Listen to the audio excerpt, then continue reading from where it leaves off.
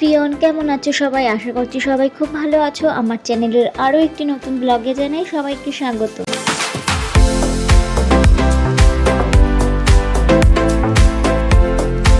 আমরা কোথায় যাচ্ছি চলো আজকে সেটা বলেই দিই। আমরা যাচ্ছি সিকিম, আর আজকে যাব সিকিমের রাবাংলা।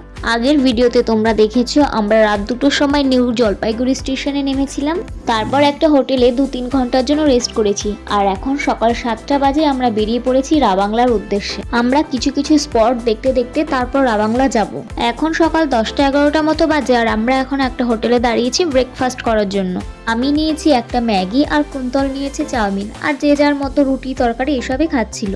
খাওয়া দাওয়ার পর্ব সেরে আবার গাড়িতে যেতে শুরু করলাম। রাস্তায় যেতে যেতে দেখলাম কিছুক্ষণ পর পর মেয়েরা কমলা লেবু বিক্রি করছে। যতগুলো জায়গায় বিক্রি হচ্ছে দেখলাম সব কিন্তু মেয়েরাই বিক্রি করছে। কমলা লেবু নেবে বলে কুন্তল দাঁড়ালো।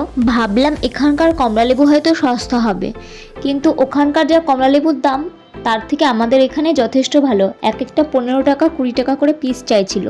কথা বলতে বলতে সিকিম ঢুকে গেলাম। আমরা ছিলাম 16 জন, আর ছিল 3টে বাচ্চা। ওদেরকেও ধরলে আমরা 19 জন হই। আমরা নিয়েছিলাম 2টো বোলেরো গাড়ি, তাতেই আমরা 8 জন 16 জন বসেছিলাম।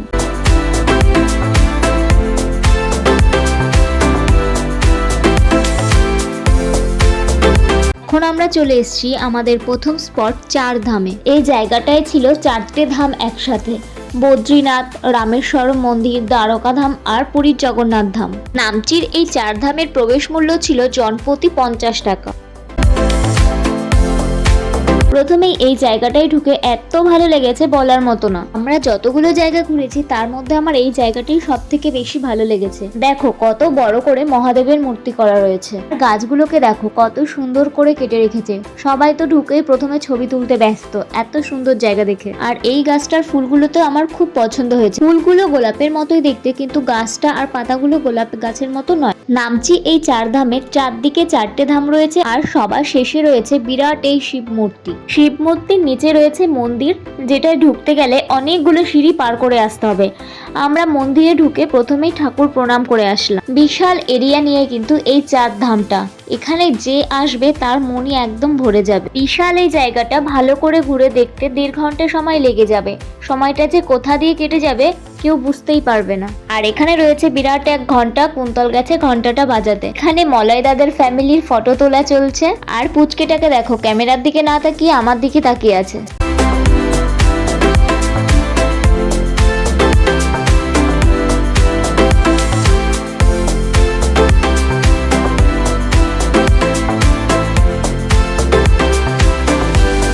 এই গাছটার নিচে এতটাই ঠান্ডা, কুন্তল আমাকে ডেকে দেখাচ্ছিল। আমরা প্রথমে মহাদেবের মূর্তি দেখে এসে তারপর 4 ধামের প্রত্যেকটা ধাম ঘুরে ঘুরে দেখলাম।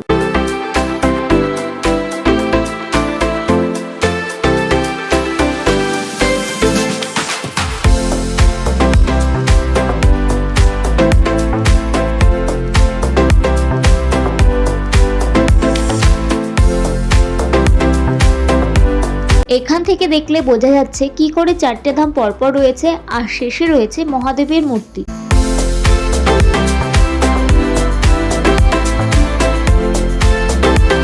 আমরা যেহেতু অনেকজন ছিলাম, এই জন্য আমাদের 4 ধাম ঘুরে দেখতে ঘন্টা 2 মতো সময় লেগেছিল। এখন দুপুর 3টে মতো বাজে, আর হোটেলে আমাদের লাঞ্চের ব্যবস্থা করা রয়েছে, তাই এখান থেকে আমরা হালকা কিছু খেয়ে নিলাম। আমরা নিয়েছিলাম মোমো, আর যার যেটা পছন্দ সে সেটা নিয়েছিল।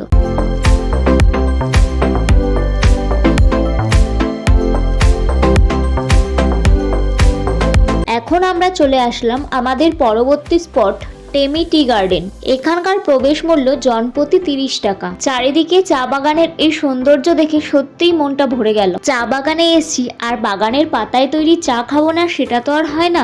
এই জন্য আমরা নিয়ে নিলাম লিকার চা, আর কেউ কেউ নিয়েছিল দুধ চা। এরপর আবার রওনা দিয়ে দিলাম হোটেলের উদ্দেশ্যে। হোটেলে পৌঁছাতে পৌঁছাতে 5:30 বেজে গেছিল। হোটেলে গিয়েই প্রথমে লাঞ্চ করে নিলাম, তারপর একবারে চলে গেলাম রুমে। শরীরটা এতটাই ক্লান্ত ছিল তখন, তাই আর ভিডিও করা হয়নি। হোটেল থেকে আর কোথাও যাওয়া হয়নি। এরপর চলে আসলাম একেবারে ডিনার করতে। ডিনারে ছিল চিলি চিকেন আর ফ্রাইড রাইস। খাওয়া দাওয়া সেরে ঘুমিয়ে পড়লাম, কারণ কালকে সকালে আবার বেরোতে হবে। বাই।